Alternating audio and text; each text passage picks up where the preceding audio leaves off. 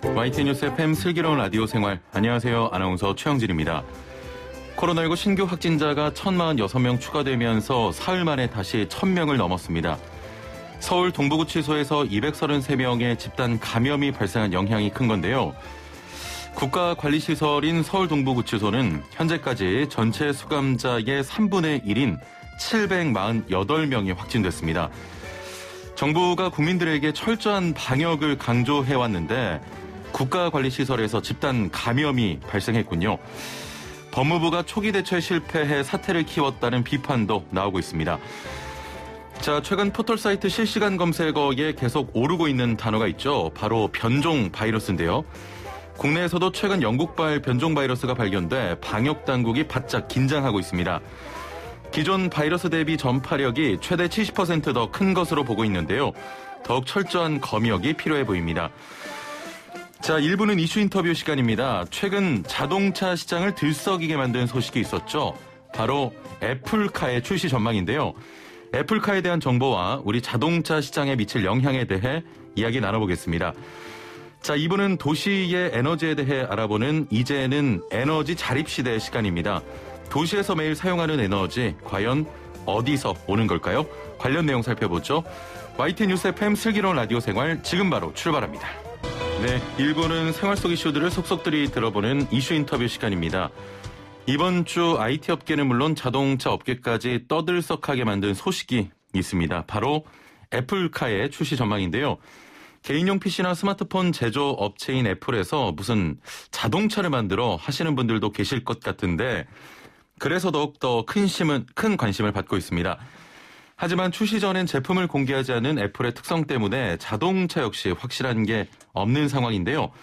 그래서인지 각종 소문과 함께 기대와 우려를 한 몸에 받고 있습니다. 애플차에 대해 어떤 이야기가 오가고 있는지, 우리 자동차 시장에는 어떤 영향을 미칠지 함께 살펴보겠습니다. 자, 오늘의 주제 이외에도 겨울철 자동차 관리 방법이나 전기차 시장에 대해 궁금증 등 자동차에 대한 궁금한 점 있는 분들, 또 고민인 분들, 그 어떤 질문도 좋습니다. 단문 50원, 장문 100원의 유료 문자 샵 0945번으로 보내주시면 궁금증 저희가 풀어드리겠습니다. YTN 라디오 유튜브와 애플리케이션 댓글창도 열려 있습니다. 자, 그럼 함께 말씀 나눌 분 모셔보죠. 대림대 자동차과 김필수 교수 연결돼 있습니다. 안녕하세요. 네, 안녕하세요. 예, 전화 연결은 처음인 것 같습니다, 교수님. 맞습니다. 코로나19가 네. 조금 심해지기 때문에 예. 저희가 부득이하게 전화로 연결드렸습니다. 잘 지내시죠? 네, 잘 보내고 있습니다. 예. 네. 자, 그 애플이라고 하면 스마트폰과 개인용 PC 제조 업체로 알려져 있는데 네. 갑자기 자동차, 그것도 전기차를 출시한다고 하니까 네. 이게 뭔가 하는 분들도 많을 것 같습니다. 어떤 차가 나온다는 겁니까?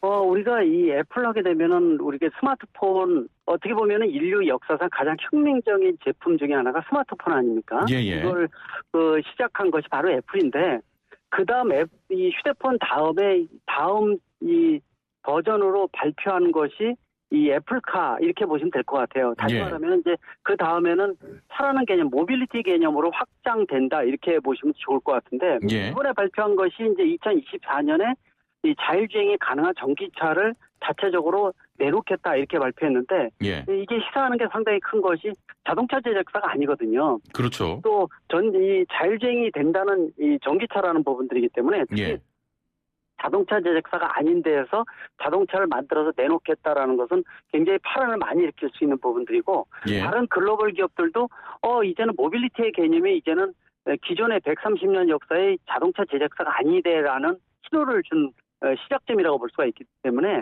그런 측면에서 보면은 애플카라는 것 자체는 자율주행차도 그만큼 접근에 빨리 와 있다라는 뜻도 있는 거고 전기차가 일반 이 내연기관 자동차와는 틀리게 좀 더 간단하게 모듈별로 제작할 수 있다라는 부분들 특히 지금까지 스마트폰 애플 하게 되면은 자체적으로 설계를 하고 모두 다 이 자체적으로 공정을 갖추지 않고 외부에다가 하청을 줘서 스마트폰을 만드는 기업이거든요. 마찬가지로 이 애플카라는 것 자체도 자체 공장보다도 아마 하청이라든지 이런 걸 통해서 공급을 받을 가능성이 상당히 크니까 전기차 자체가 모듈 몇 개만 있으면은 전기차를 만들 수 있겠다라는 신호를 준 부분들이기 때문에 예. 세계적으로 파장을 많이 일으켰던 이런 발표였다고 분명히 볼 수가 있습니다. 사실 뭐 스마트폰 같은 경우에는 뭐 그 생명에 지장이 없는 거기 때문에 문제가 있더라도 네. 자동차 같은 경우는 좀 걱정이 되는 부분도 있거든요. 기술력에 대해서는 아직 좀 베일에 쌓여져 있습니까?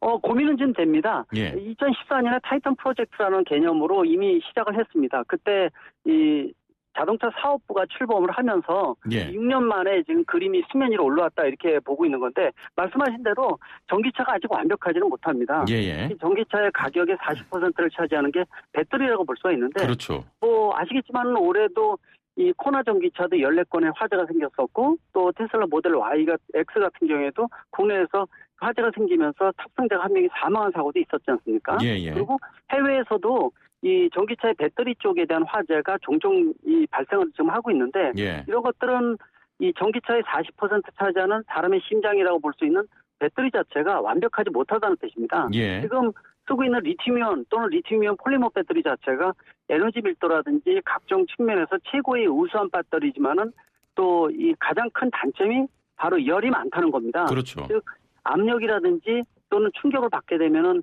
열이 많이 발생을 해서 화재가 생길 수 있고요. 또 예. 그렇게 해서 화재가 발생하는 사고가 많기 때문에 이번에 애플카 같은 경우에도 발표를 하면서 리튬 이온 배터리를 사용하지 않고 리튬 인산철 어떻게 보면은 한 세대 좀 뒤떨어진 이 모델인데도 불구하고 인산철을 진행을 하겠다라고 얘기하는 것은 에너지 밀도는 좀 떨어지지만은 예. 열에 대한 부분들은 굉장히 강점을 가지고 있기 때문에 근본적으로 전기차의 화재를 차단하겠다라는 하나의 신호도 되기 때문에 이런 여러 가지 고민 사항이 있었다 이렇게 볼 수가 있습니다. 예.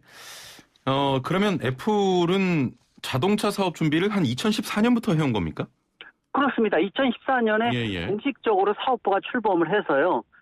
그때도 당시에도 굉장히 세계 이슈가 됐던 부분들이 스마트폰의 명가인데 예. 이게 이제 모빌리티라는 개념으로 시작이 된다라는 신호를 줬던 게 벌써 6년 전인데요. 예. 그것을 이제 구체화해서 몇 년 이내에 지금 차를 아예 내놓겠다. 사람이 탑승할 수 있는 자율주행. 당시 한 4년 정도 후에 되면은 자율주행 개념도 지금의 레벨 2.5나 레벨 3에서 좀 더 레벨 4 쪽으로 접근할 것으로 지금 보고 있거든요. 예. 좀 더 이런 모델이 나오면서 차만 판매하는 게 아니라 이 모델을 통해서 좀 더 다양한 비즈니스 모델을 구현을 하겠다. 어떻게 보면 우리가 바퀴 달린 휴대폰이라고 보시면 될 것 같아요. 우리가 이제 어디 음식점 맛집 같은 걸 찾을 때 휴대폰 가지고 찾고 위치가 어딘지 이렇게 직접 찾아가지 않습니까? 예. 만약에 이 차가 나온다면 그런 것도 가능합니다. 바퀴 달린 휴대폰이니까 차에서 맛집을 직접 찾아서 말로 해서 명령을 내리면은 내가 운전을 안 해도 맛집까지 안내를 혼자서 다 해주고요. 예. 목적지까지 알아서 운전을 자동으로 해주는 어떻게 보면은 휴대폰에서 우리가 직접 찾아서 모든 것을 진행했던 부분들을 차에다 명령을 내려서 차가 이동까지 시켜주는 이런 차까지 이런 비즈니스 모델까지 생각할 수가 있기 때문에 예. 이 사회적 변화 자체가 굉장히 큰 모델이 아닌가. 또 전기차가 누구든지 자동차 제작사가 아니라 누구든지 만들 수 있는 모델이구나라는 하나의 신호를 주는 거기 때문에 이 글로벌 기업들이 고부가 가치를 가지고 있는 모빌리티 개념으로 모두 덤빌 수 있는 계기가 시작됐다 이렇게 볼 수도 있습니다. 예. 네. 그 IT 업계의 자동차 제작은 이미 상당 부분 좀 진행된 상황인데 네. 구글의 웨이모 같은 경우에는 로봇 택시 서비스를 상용화하기도 했고 기존 IT 업계의 자동차 제작 그 애플카와 차이가 있습니까? 큰 차이는 결국은 공동 모델이다 보고 있습니다. 예. 웨이모 같은 경우에는 2년 전에 아리조나 피닉스에서 300대를 시작으로 해서 이 무인 이 자율주행 택시라고 보시면 돼요. 예. 물론 이제 아무나 타는 건 아니고 그 초기에 시작할 때 한 300명 정도의 승객을 지정을 해서 누구든지 불러서 자율주행으로 목적지까지 이동시켜주고 지금 아마 1000대까지 확대된 걸로 알고 있는데요. 예. 이런 모델을 통해서 좀 더 이 자율주행 개념을 통해서 물류라든지 또 사람을 운전을 자동으로 해준다든지 완벽하게 해주는 이런 어떤 각종 비즈니스 모델이 창출이 된다고 보시면 될 것 같습니다. 그런 측면에서 보면은 이 모빌리티라는 개념, 특히 고속 이 자동차도 해당이 되지만은 초소형 마이크로 모빌리티라든지 또 요새 국내에서 사회적 문제가 되어 있는 전동 킥보드 같은 퍼스널 모빌리티에 이르기까지 모든 모빌리티에 대한 것들을 우리가 각종 비즈니스 모델을 융합을 시켜서 또 공유 모델도 나올 수가 있기 때문에 아마 이런 것들이 좀 버무려지면서 나오는 거니까 색깔은 약간씩 틀리다 이렇게 볼 수도 있지만은요. 가장 중요한 부분들은 전기차를 누구나 만들 수 있다. 또 쉽게 만들 수 있는 시스템을 구현을 한다라는 것이고요. 예. 그만큼 이제 일반 내연기관차하고는 완전히 틀린 개념의 이 몇 개만 모이면 우리가 전기차면은 초등학생들도 바퀴, 모터, 배터리만 있으면은 장난감 만들지 않습니까? 예. 이게 바로 전기차라고 볼 수가 있는데 그래서 앞으로 이런 신호라는 것은 LG전자나 삼성전자가 얼마든지 전기차를 만들어서 예. 시장이 커지게 되면 직접 만들어서 판매할 수 있는 거고요. 예. 또 테슬라도 선언했지만은 5, 6년 이내에 배터리 회사를 직접 갖겠다. 그런 것들은 현대차 그룹을 비롯해서 글로벌 제작사들이 다 꿈꾸는 부분들이거든요. 그래서 이런 것들이 영역을 파괴하는 겁니다. 그러면 기존의 배터리 회사들도 예. 배터리가 자체적으로 만드니까 우리도 그러면 직접 전기차를 만들어 팔아야지 이런 모델이 되기 때문에 예. 영역이 파괴되면서 아마 이 5년, 10년 내에 약육강식의 시대가 본격화되지 않을까 이렇게 보고 있습니다. 아니 그 말씀은 그 네이버나 카카오 등에서도 좀 도전할 수 있다 이런 전망이십니까? 그렇습니다. 얼마든지 네이버카가 나올 수가 있는 거고요. 예. 카카오 모빌리티카가 나올 수가 있는 겁니다. 예. 이런 것들은 그만큼 협정 연행이라든지 이 장점을 갖고 있는 기업끼리 모여서 새로운 비즈니스 모델을 창출한다 이렇게 보시면 될 것 같아요. 예. 그래서 미국에서는 가파라고 합니다. GAFA라고 보통 얘기를 하는데 구글, 아마존닷컴, 페이스북, 애플 대표적인 이 소프트웨어를 만드는 회사인데 인공지능이 자동차에 들어가기 때문에 예. 결국은 지배자가 될 것이다 이렇게도 얘기를 하고 있고 또 중국은 BATH, 베스라는 말도 쓰고 있습니다. 예. 뭐냐면 바이두, 알리바바, 그다음에 그 파웨이 이런 모델들 있죠. 이런 것들이 이제 중국을 대표하는 기업들인데 이것도 이제 인공지능 쪽을 개발하고 있거든요. 예. 그리고 결국 국내에서는 뭐 네이버라든지 또 제3의 어떤 이 덩어리가 컨소시엄 형태로 뭉쳐서 새로운 어떤 이 모빌리티라는 전기차를 기반으로 하는 이런 모델까지 나오기 때문에 예. 앞으로는 이 지금의 130년의 내연기관차의 글로벌 자동차 제작사 중심에서 완전히 흩어지는 개념으로 나올 가능성이 높기 때문에 예. 그러한 시작점을 이번에 애플카가 선언을 하고 공개한 것이다. 그래서 그만큼 파급 효과가 클 것으로 예상을 하고 있습니다. 예. 자, 조금 전에 그 배터리 이야기도 하셨는데 네. 지금 한국의 배터리가 세계 전기차 시장을 주도하고 있거든요. 네. 애플카에는 들어갈지 안 들어갈지는 아직 모르겠군요. 아직 모릅니다. 예. 그러나 이제 애플이 분명한 것은 하청을 주기 위해서는 한 내년 정도부터는 본격적으로 애플카가 나오기 위해서 준비를 해야 되거든요. 예. 그러면 직접 만들지를 않고 아마 하청 줄 가능성이 높게 됩니다. 그렇게 된다면 배터리 쪽도 협의를 해야 되는 기업이 나와야 되고요. 예. 또 부품이라든지 각종 전기차 파워트레인이라는 각종 시스템을 공급할 수 있는 회사가 나와야 되는데 엊그제 또 이 뉴스가 났었죠. LG전자하고 캐나다 세계 부품 3위라고 볼 수 있는 캐나다 마그나라는 기업과 51대 49라는 1조 원의 기업을 내년 7월에 인천에 본사를 둔 기업이 하나 새로 생깁니다. 예. 이게 바로 전기차의 핵심 부품들 다 공급하겠다 이렇게 얘기가 나오고 있는데 예. 이 애플카가 애플 쪽에서 지금 접근하고 있는 기업 중에 하나가 바로 말씀드리는 마그나라는 회사거든요. 예. 그렇다면은 LG하고 같이 합작법인이 아마 애플하고 관계할 수도 있는 거고요. 예. 그래서 그런 측면에서 보면 또 나머지 아까 말씀하신 국내의 3사 배터리 회사가 여기하고 관계해서 배터리 공급할 수 있는 거고 그런 것들은 이제 앞으로 추이를 잘 봐야 되는데 이게 다 먹거리라고 분명히 볼 수가 있습니다. 예. 네. 자, 일부에서는 내년에 애플카의 시제품을 선보일 것이다 이런 전망도 있는데 이 부분은 어떻게 보십니까?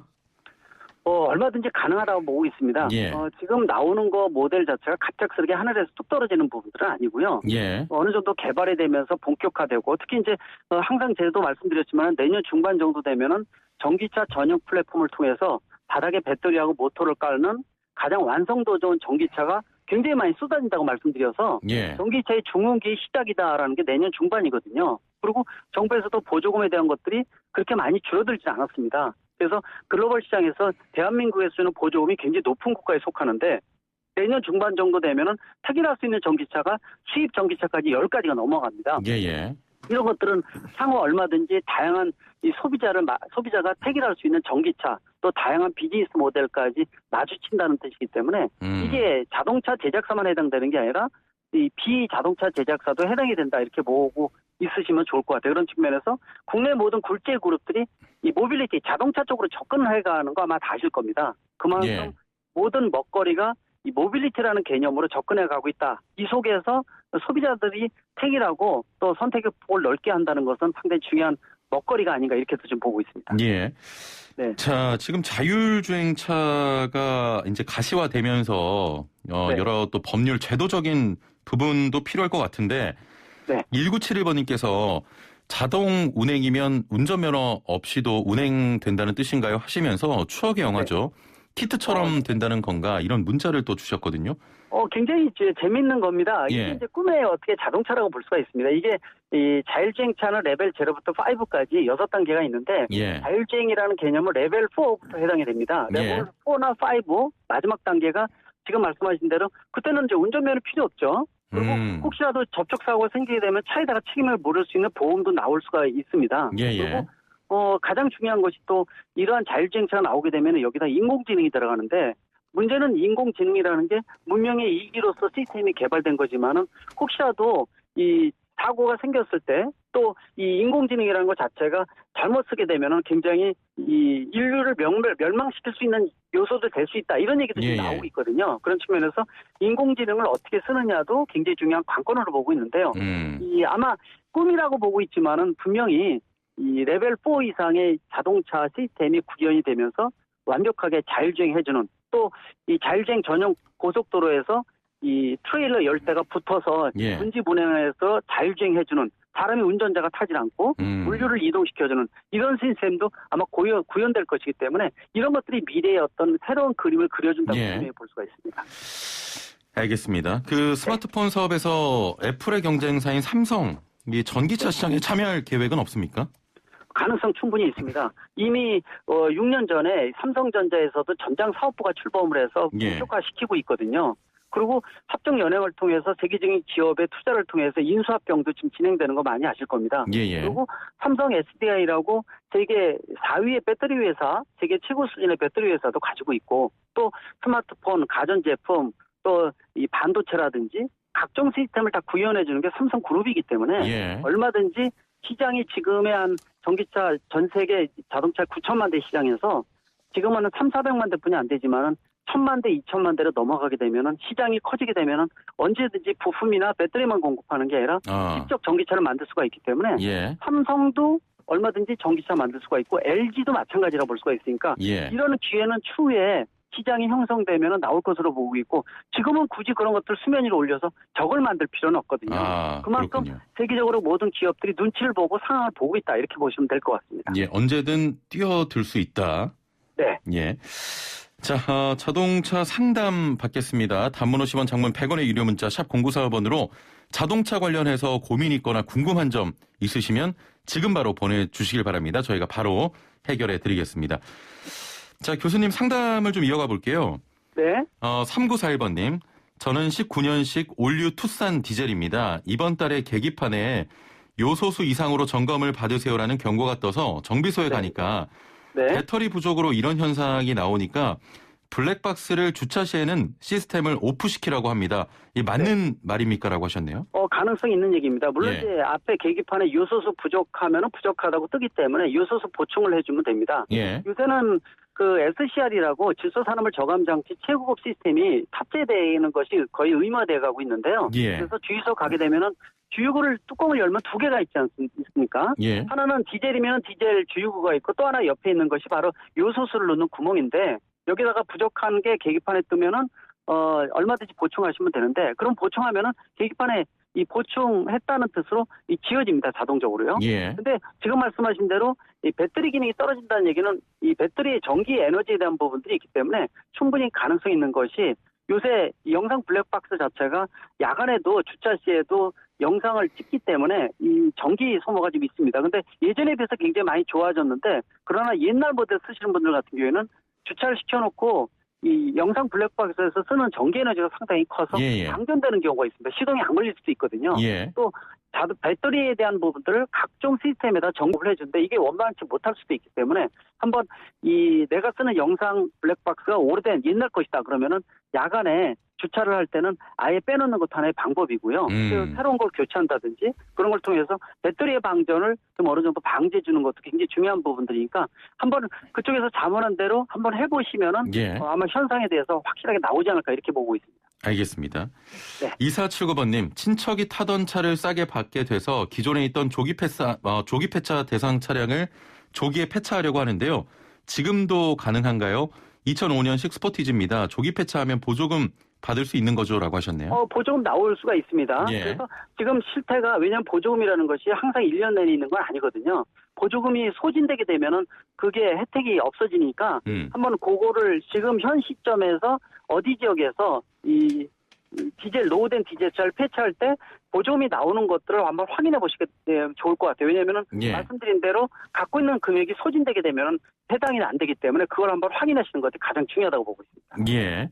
네. 자, 9453번님, 배터리 교체한 지 한 달도 안 됐는데 요즘 기온이 영상 3도 이하로 내려가면 시동이 한 번에 걸리지 않습니다. 낮 시간이나 기온이 3도 이상일 땐 괜찮은데 뭘 확인해 봐야 할까요? 라고 하셨네요. 지금 이거는 이 문제가 좀 있는 차량입니다. 예. 다시 말씀드리면 한 달뿐이 되지 않은 배터리가 지금 이 상태에서 영하 10도 이하로 떨어지더라도 물론 기능이 배터리는 영하 10도까지 떨어지게 되면 약 20% 기능이 떨어지니까 예. 40%뿐이 남지는 않거든요. 그러나 새 배터리로 교체했는데도 불구하고 벌써부터 지금 영하 별로 되지도 않는데도 불구하고 시동이 안 걸린다는 얘기는 이 전류가 방전되는 겁니다. 이걸 예. 우리가 암전류라고 보통 얘기를 해요. 예. 시동을 꺼놓으면은 이 배터리가 완전히 차단이 돼서 전기 방전이 되질 않고 자기 방전 이후에는 근데 자기 방전은 거의 소모가 안 되거든요. 예. 근데 이렇게 빨리 방전된다는 뜻은 다른 데로 다른 시스템으로 전기가 흘러나가고 있다는 건데 이걸 암전류라고 하니까 예. 한번 단골 전기업체에 들리셔서 예. 차가 암전류가 생깁니다.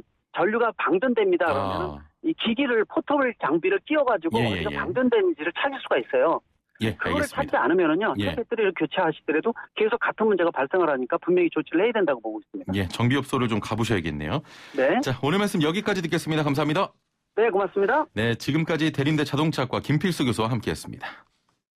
네, 슬기로운 생활을 위한 생활백서 매주 화요일은 알아둬야 손에 한 번은 생활법령을 알아봅니다.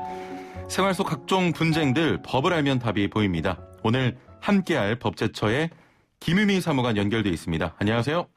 네, 안녕하세요. 네, 오늘은 주택 수리와 관련된 내용인데요. 사연으로 먼저 만나보시죠. 아파트에 거주하고 있는데요. 위층에서 누수가 발생해서 가구에 곰팡이가 생겼습니다. 위층에 살고 있는 주민에게 이에 대해서 손해배상을 청구하려고 했더니 그 주민은 자신도 이곳에 새를 들어 살고 있을 뿐이고 본인 역시 피해자라고 합니다. 수도 배관에 하자를 발견한 즉시 집주인에게 수리를 요청했지만 집주인이 이를 지연했기 때문에 손해가 발생한 것이라고 하는데요. 과연 누구에게 손해배상 청구를 해야 할까요? 네, 특히 겨울에는 수도 배관 동파 사고가 많이 발생하는데요. 하루하루 날씨가 매섭게 추워지고 있는 만큼 이번 사례도 알아두면 좋을 것 같습니다. 네, 그렇죠. 아나운서께서는 오늘의 사연 어떻게 생각하세요? 1번, 현재 새들어 살고 있는 위층 주민에게 손해배상 청구를 해야 된다. 2번, 위층 집주인에게 손해배상 청구를 해야 된다. 예, 실제로 거주하고 있는 사람이 주택을 관리해야 될 것 같은데 위층 주민이 하자를 발견한 즉시 집주인에게 알렸다는 점을 고려해 보면 모르겠습니다. 이번 거는. 네, 정답은 예. 2번. 위층 집의 집주인에게 집주인. 손해배상 청구를 해야 된다입니다. 예. 우선 민법 제758조 제1항에서는 공작물의 설치 또는 보존의 하자로 인해서 타인에게 손해를 가한 때에는 공작물 점유자가 손해를 배상할 책임이 있다. 그러나 점유자가 손해 방지에 필요한 주의를 해체하지 아니한 때에는 소유자가 손해를 배상할 책임이 있다고 규정을 하고 있습니다. 예. 즉 하자로 인해서 손해가 발생한 경우에는 먼저 이를 점유하고 있는 자에게 손해배상 책임이 있고 만약 점유자가 손해 방지를 위한 주의를 다했을 경우에는 소유자에게 손해배상 책임이 있다는 건데요. 예. 반면에 또 민법 제623조에서는 임대인이 목적물을 임차인에게 인도하고 계약 존속 중 그 사용 수익에 필요한 상태를 유지하게 할 의무를 부담한다고 규정해서 예. 임대인이 주택 등에 대한 수리를 하도록도 하고 있는데요. 대법원에서는 이에 대해서 임차인이 큰 비용을 들이지 않고 손쉽게 고칠 수 있을 정도의 사소한 것이어서 예. 임차인이 사용 수익을 방해할 정도의 것이 아니면 임대인은 수리 의무를 부담을 안 하지만 그것을 수선을 하지 않으면 임차인이 계약에 의해서 정해진 목적에 따라서 사용할 수 없는 상태로 될 정도의 것이면 임대인이 그 수리 의무를 부담한다고 보았습니다. 따라서 위 사례와 같은 경우에는 소유자이자 임대인인 집주인에게 손해배상 책임이 있습니다. 알겠습니다. 오늘 더 묻고 싶은 게 많은데 시간상 여기까지만 들어보도록 하겠습니다. 오늘 말씀 감사합니다. 네, 법제처의 김유미 사무관과 함께했습니다. 네, 1부 여기서 마치고요. 57분 날씨와 교통정보 듣고 2부로 돌아오겠습니다. 네, 슬기로운 라디오 생활 2부 생활에 도움이 되는 숫자 뉴스로 시작합니다. 먼저 첫 번째 숫자는 3차 재난지원금 5조 원입니다. 3차 재난지원금의 규모와 지급 방식이 오늘 발표됩니다. 이번 3차 재난지원금의 규모는 5조 원대 이상이 될 전망인데요. 집합금지 등으로 영업피해가 발생한 소상공인 자영업자에 최대 300만 원, 특수형태의 근로 종사자나 프리랜서 등 고용 취약계층에게는 최대 100만 원을 지급하는 방식이 예고돼 있는 상태입니다. 정부는 내년도 본예산을 통해 정해진 3조 원의 예비비와 기금 변경 등을 통해 재원을 조달하기로 했는데요. 이번 재난지원금의 지급 대상은 총 580만 명에 이를 것으로 추산됩니다. 네, 다음 숫자는 1위와 2위입니다.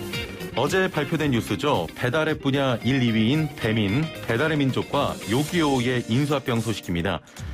이미 요기요를 가진 독일 기업 딜리버리 히어로가 배민을 인수하는 구조인데요. 공정거래위원회는 독점 논란이 일었던 두 1, 2위 배달앱 기업의 합병을 조건부 승인했습니다. 배민을 인수하려면 요기요 지분은 모두 팔라는 조건입니다. 딜리버리 히어로 쪽도 인수 조건에 동의하고 요기요를 매각하겠다는 입장을 내놨습니다. 업계 1위 배달의 민족 인수와 함께 2위 요기요의 매각도 함께 추진되면서 배달앱 시장은 지각 변동을 피할 수 없게 됐습니다. 네, 세 번째 숫자는 하루에 7명입니다. 국회 앞에선 벌써 19일째 산업재해 유족들의 단식 농성이 이어지고 있습니다. 잇따라 사망사고를 낸 기업주를 처벌하는 중대재해기업처벌법의 처리가 국회에서 미뤄지면서 고 김영균 씨의 어머니죠. 김미숙 김영균 재단 대표 등이 이 법의 통과를 요구하며 단식에 들어간 건데요. 아침에 멀쩡하게 출근하다가 집에 돌아오지 못하고 일터에서 사망하는 노동자는 하루에 7명. 하루 평균 7명이나 되는 한 가정의 아버지나 아들, 딸이 일터에서 사망해 다시는 가족의 품으로 돌아가지 못하는 겁니다. 자, 정말 심각한데요. 중대재해법, 그저 남의 이야기가 아닌 내 가족의 일이 될 수도 있다고 생각하면 그저 남의 일이 아니구나, 남의 일이구나 할 수는 없을 것 같습니다. 자, 오늘 저녁부터 다시 영하 10도 이하의 강추위가 찾아온다고 하죠. 산바닥에서 농성 중인 유족분들 부디 건강 챙기셨음 하고요. 중대재해법의 조속한 처리를 기대해 보겠습니다. 네, 마지막 숫자는 5배입니다. 요즘 각국마다 코로나19 백신 접종이 시작됐다는 소식이 국제면 뉴스를 채우고 있는데요. 자, 그런데 독일에서 코로나 백신을 5배나 과다 투여되는 사고가 빚어졌다는 소식입니다. 독일 북부 슈틀라준트의 한 요양원 직원 8명이 화이자와 바이오엔테크 백신을 착오로 5배나 과다 투여받은 것으로 전해졌습니다. 백신을 5배나 많이 맞으면 어떻게 될까요? 자, 30대에서 50대 사이의 이들 직원들은 백신 접종 이후 독감과 유사한 증세가 나타나 병원에 입원한 상태라고 합니다. 우리나라는 백신 도입 시기가 늦어졌다는 논란이 계속되고 있는데요. 지구촌 반대편에선 5명분의 백신을 1명이 맞는 이런 사고도 있군요. 참 고르지 않습니다. 지금까지 생활에 도움이 되는 숫자 뉴스였습니다. 네, 2부는 도시의 에너지에 대해 알아보는 에너지 자립을 말하다 시간입니다. 어두운 밤을 밝히고 라디오를 듣고 TV를 보고 밥을 짓기도 하고요. 이렇게 도시에서 매일 사용하는 에너지는 과연 어디서 오는 걸까요? 전 국민의 5분의 1이 살고 있는 서울시, 국내에서 생산되는 에너지의 대부분은 서울에서 사용되고 있는데요. 하지만 정작 서울시에서 에너지를 생산하는 시설을 찾아보기는 쉽지 않습니다. 자, 만약 지역별로 에너지를 조달해야 한다면 서울은 어떻게 되는 걸까요? 자, 에너지 자립을 말하다 첫 번째 시간에는 서울의 에너지 자립을 위해 기초적으로 필요한 몇 가지 살펴보려고 합니다. 자, 자세한 내용 서울에너지공사의 강신홍 본부장 연결해 살펴보겠습니다. 본부장님 안녕하세요. 예, 안녕하세요. 예. 자, 오늘 에너지와 관련된 퀴즈로 이야기 시작해 보려고 하는데요. 본부장님도 잘 들으시고 힌트를 하나 주시길 바랍니다. 자, 오늘 퀴즈는 환경과 관련된 국제 협약의 이름을 맞추는 문제입니다. 온실가스 감축 등 기후변화와 관련된 내용으로 당장 다음 주죠. 2021년 1월부터 적용이 되는데요. 2015년 12월 12일 채택된 이 협약의 이름은 무엇일까요? 자, 방송 들으시면 충분히 맞출 수 있는 문제인데 본부장님 힌트를 좀 부탁드리겠습니다. 예, 보기 힌트 드리겠습니다. 예. 세 가지 중에 정답이 있는데요. 예. 1번 교토의정서, 예. 2번 파리 기후변화협약, 3번 리우 환경협약입니다. 예. 좀 더 힌트를 드려도 될까요? 더 주셔야죠. 예, 교토의정서는 선진국들의 온실가스 감축 의무만을 부여한 협약이고요. 예. 리우 환경협약은 중국이나 인도 같은 개발도상국들이 온실가스 배출을 많이 하게 되자 이제 개발도상국들의 감축 의무를 부여하자고 합의한 협약입니다. 예. 파리 기후 협약에서는 선진국과 개도국 모두 이제 195개국이 자발적인 감축안을 제출하고 그에 따른 온실가스 감축을 하겠다고 협정을 맺게 되었습니다. 예. 이상입니다. 거의 답을 주신 것 같은데요. 1번 교토의정서, 2번 파리기후변화협약, 3번 리우환경협약. 정답 아시는 분은 단문 50원, 장문 100원의 유료 문자 샵 0945번으로 지금 빨리 보내주시길 바랍니다. 자, 그럼 본격적으로 내용 살펴보겠습니다. 자, 서울에는 인구수만큼 에너지 사용량도 상당할 것 같은데 그에 비해 스스로 만들어내는 에너지의 양은 아주 적은 편이라고 들었습니다. 서울의 에너지 자립률 어느 정도입니까? 예, 2018년까지 이제 서울의 에너지 자립률이 2% 정도였다고 합니다. 예. 그런데 이제 서울 시민들이 이제 아파트에 미니 태양광도 설치하고 에너지 전략도 많이 해서 2019년에는 당인이 발전소라고 하는 서울 복합 화력이 이제 세 단장하게 됐죠. 예. 그래서 6%대까지 올랐다고 합니다. 2024년에 마곡 열병합 발전소가 준공되면 8% 수준이 될 거라고 합니다. 서울은 에너지 생산은 아주 조금 하고 에너지 소비를 많이 하는 에너지 소비 도시인 셈이죠. 예. 본부장님 목소리가 조금 작게 들어온다고 해서 전화기 조금만 가까이 대주실 수가 있을까요? 예, 알겠습니다. 감사합니다. 자, 그러면 이런 에너지 자립을 위해서 필요한 기초 중에 기초 어떤 것들이 있겠습니까? 제가 오늘 에너지 전환과 분산 에너지에 대해서 좀 설명을 드리려고 하고 있습니다. 예. 그 어떤 내용이죠? 예.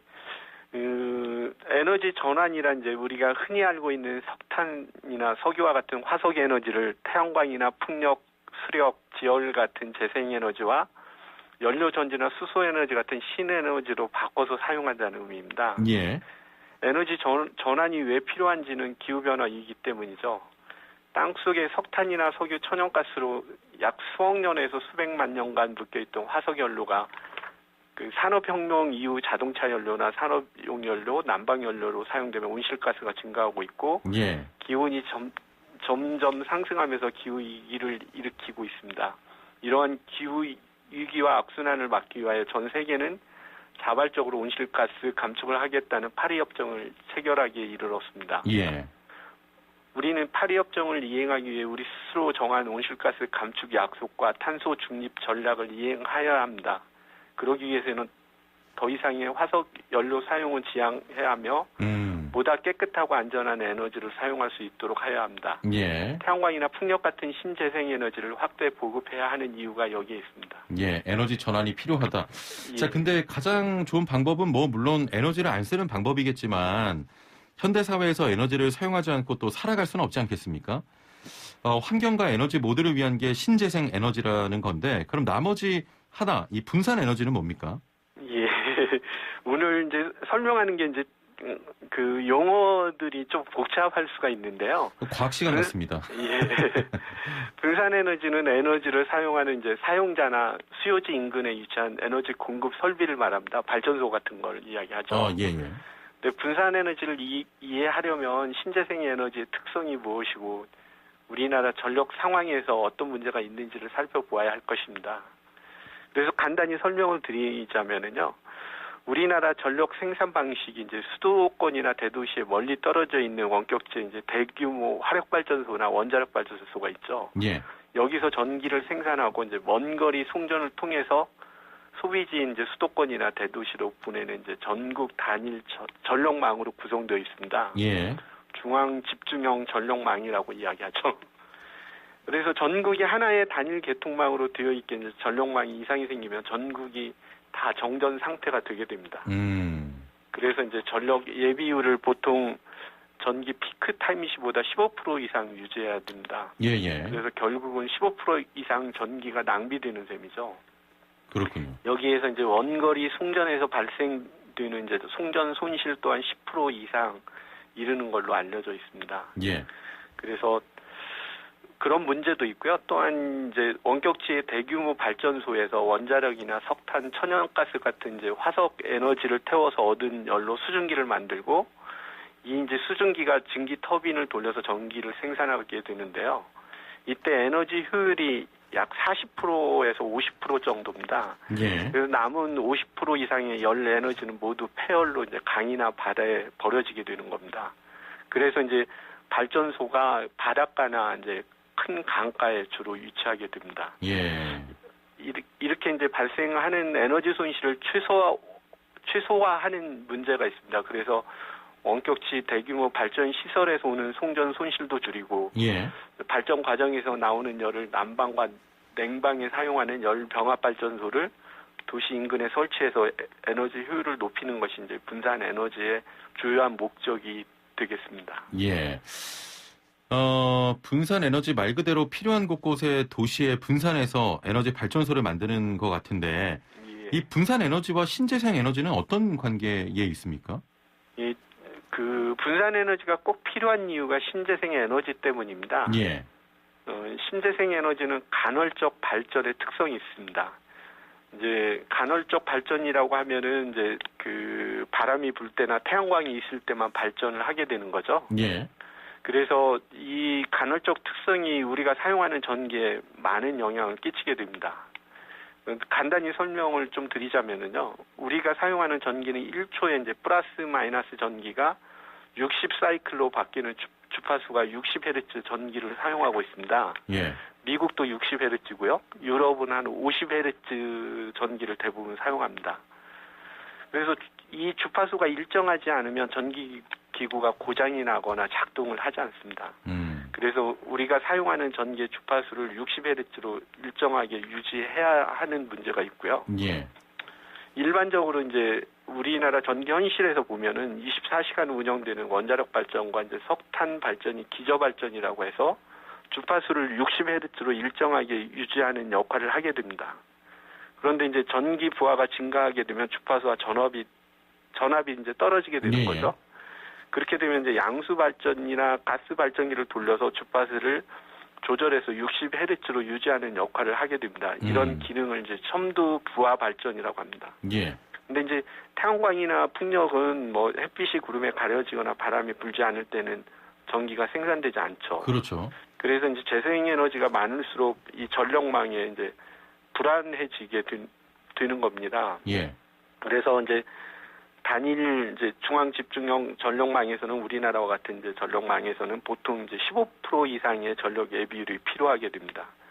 이제 간헐적 발전이 늘어나게 되면은 이제 이런 예비율도 더 필요하겠죠. 예. 그래서 이제 과거에는 전력망을 불안하게 하는 신재생 에너지가 예비 전력으로 이용하거나 발전을 하더라도 그냥 버려졌습니다. 예. 요즘은 좀 이제 뭐 IT가 발전하면서 되도록이면 버리지 않고 많이 사용하고 있습니다.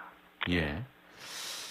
우리가 전기 기구를 쓰기 위해서는 일정한 주파수가 유지가 돼야 되는데 자연에서 얻는 신재생 에너지는 불안정한 그 상황이기 때문에 그 불안정함을 막기 위해서 분산 에너지가 필요하다 이런 말씀이신 거죠? 예, 맞습니다. 예. 그 신재생 에너지가 전력망에서 버려지지 않고 이제 활용되기 위해서는 분산 에너지 환경이 되어야 하는 거죠.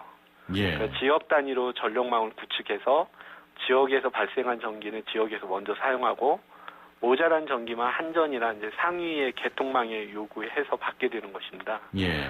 이렇게 이제 지역 단위로 전기를 교환하게 되면 뭐 태양광이나 뭐 풍력에서 발전한 것도 이제 낭비되지 않고 버려지지 않겠죠. 이렇게 지역 단위로 전기를 교환하고 그렇게 해도 이제 전력망이 불안하게 되면 이제 국가 단위로 남는 전기와 모자란 전기를 교환하는 것이 슈퍼그리드이고요. 예. 지금 북유럽 슈퍼그리드가 에너지 효율 면에서 대단히 성공하였다고 알려지고 있고, 최근에는 여기에 이제 자극받아서 동북아 슈퍼그리드를 추진하고 있기도 합니다. 예. 결론적으로 분산 에너지 환경이 되어야만 신재생 에너지가 제대로 활용될 수 있고요. 예. 전력 예비율이나 원거리 송전으로 낭비되는 전기도 얻게 되는 겁니다. 예. 여기 이제 열 병합 발전소를 통해 발전 시 버려지는 열을 이용해서 난방과 냉방을 하게 되면 에너지 효율을 85%, 90%까지 높일 수 있는 거죠. 예. 그래서 온실가스 감축의 효과가 크게 됩니다. 그러니까 현재 이제 분산 에너지가 발전한 유럽에서는 열 병합 발전소하고 또 스마트 그리드가 전기의 질을 일정하게 하는 기저 발전하고 첨두 부하 발전을 그 역할을 하게 되는 겁니다. 그래서 예. 신재생 에너지의 간헐적 발전의 문제를 이 두 개가 해결하고 있는 것입니다. 예. 자, 본부장님 지금 조금 전에 퀴즈 관련해서 애청자분들의 참여가 굉장히 많습니다. 예. 애플리케이션으로 바로 님께서는 파리 기후 협약, YJTP 님께서는 2번 파리, 이기선샹님께서도 역시 파리 하셨고요. 모기가 아니고요. 모기요? 네, 본부장님 제가 어떻게 말씀을 못 드리겠습니다. 자, 그래서 지금 대부분 8876번님, 0735번님, 6543번님 다 그 2번 파리 기후 협약이라고 하셨는데 퀴즈 한번 다시 전해드리도록 하겠습니다. 국제협약의 이름을 맞추는 문제인데요. 온실가스 감축 등 기후변화와 관련된 내용으로 당장 다음 주죠. 2021년 1월부터 적용됩니다. 2015년 12월 12일 채택된 이 협약의 이름은 무엇일까요? 1번 교토의정서, 2번 파리기후변화협약, 3번 리우환경협약입니다. 정답하시는 분은 단문 50원, 장문 100원의 유료 문자 샵 0945번으로 보내주시길 바랍니다. 조금 전에 유럽에서는 분산에너지 활성화됐다고 하셨는데 우리나라 서울의 상황은 어떻습니까? 서울에서요? 예. 예. 아쉽게도 이제 우리나라는 분산 에너지 환경이 구축되었다고 할 수는 없습니다. 이제 중앙 집중형 이제 전력 개통망이 지능형 전력망으로 전환되어야 되고요. 예. 이게 이제 스마트 그리드가 되어야 됩니다. 그래서 미래 사회의 이제 변화 방향인 메가 트렌드에 맞춰서 우리나라 전력 산업의 이제 개편이 이루어져야 됩니다. 예. 그 변화 방향으로는 이제 첫 번째로 이제 신재생 에너지를 통한 저탄소 이제 발전이 더 많아져야 하고요. 예. 두 번째로 전력 시장에서 한국전력이 독점하고 있는 판매 시장과 이 판매 시장이 이제 경쟁 체제가 되어야 하는 거죠. 세 번째로는 재생에너지 증가로 인한 이제 분산 전원이 확대되어야 하고요. 예. 이런 것들이 되면은 서로 다른 업종 간의 융복합을 통한 에너지 신산업이 확산이 될 거라고 전문가들이 이야기하고 있습니다. 예. 잠깐 이제 제가 스마트 그리드를 설명을 못 드렸는데요. 예, 분산 에너지가 이제 활용되려면 이제 스마트 그리드가 돼야 된다. 스마트 그리드는 이제 전력망을 뜻하는 그리드하고 똑똑한 단어 이제 스마트가 결합한 똑똑한 전력망 또는 이제 지능형 전력망을 이야기합니다. 예. 우리나라 전기는 발전 자회사에서 전기를 생산하고 한전이 이제 송전과 배전을 독점하고 있죠. 예. 그래서 이제 소비자한테 전기가 이제 공급자 중심의 한 방향의 전력 공급 체제인데요. 이게 분산 에너지 환경이 되면은 한전과 같은 이제 전기 소비자 같은 이제 공급자와 수요자만 있는 게 아니고요. 우리가 대규모 태양광을 설치하면 소비자이면서 전기 생산자가 되는 이제 프로슈머가 되게 됩니다. 예. 그래서 전기가 모자라는지 남는지 하는 정보를 실시간으로 교환해서 소비자가 직접 전기를 사서 사용하기도 하고 생산자가 되어서 전기를 팔고 할 수가 있게 되는 거죠. 그래서 지금처럼 이제 공급자와 수요자가 일방향성이 아니라 양방향으로 변하게 되는 거고요. 예. 그래서 이렇게 이제 기존 전력망의 정보 통신 기술을 접목해서 이제 공급자와 수요자 양방향으로 실시간 정보를 교환하고 가상 발전소 역할도 할 수 있고 예. 전력망의 지능형 수요 관리와 신재생 에너지도 연계하고 전기차 충전도 할 수 있는 이제 차세대 전력 인프라 시스템이 스마트 그리드입니다. 예. 이 스마트 그리드가 완성되어야 이제 분산 에너지로 에너지 전환이 이루어진다고 할 수 있습니다. 예. 아니, 설명이 너무 길었나요? 아닙니다. 예. 자, 좋은 내용 감사드리고 시간이 얼마 있지 않아서 자, 짧게 현재 서울시에서 진행 중인 에너지 자립 정책 어떤 게 있겠습니까? 지금 그동안 이제 서울시가 추진한 에너지 자립 정책을 보면은요, 예. 원전 하나 줄이기가 있고, 에너지 살림 도시가 있고요, 예. 태양의 도시 서울을 비롯해서 이제 마곡 스마트 시티 조성, 마곡 열병합 발전소 건설 등이 있습니다. 예, 예. 그리고 또 에너지 자립 마을이 있죠. 예. 알겠습니다. 저희가 묻고 싶은 게 많은데 시간이 벌써 다 됐고 정답자를 시간이 또 많이 부족하네요. 발표를 해야 돼서 정답 좀 설명해 주시죠. 발표해 주시길 바랍니다. 예, 아까 썰렁하게 이야기했지만 모기가 아니고 파리 기후 변화 협약입니다. 예. 자, 정답은 2번 파리 기후 변화 협약이었습니다. 자, 0735번님 정답 맞춰주셔서 저희가 책 선물로 보내드리겠습니다. 샵 0945번으로 선물 받을 수 있는 주소를 지금 바로 보내주시면 저희가 책 선물 드리겠습니다. 자, 본부장님 오늘 말씀 감사합니다. 예, 감사합니다. 네, 지금까지 서울에너지공사의 강신홍 본부장이었습니다. 네, 내일 뵙겠습니다. 최영진이었습니다. 고맙습니다.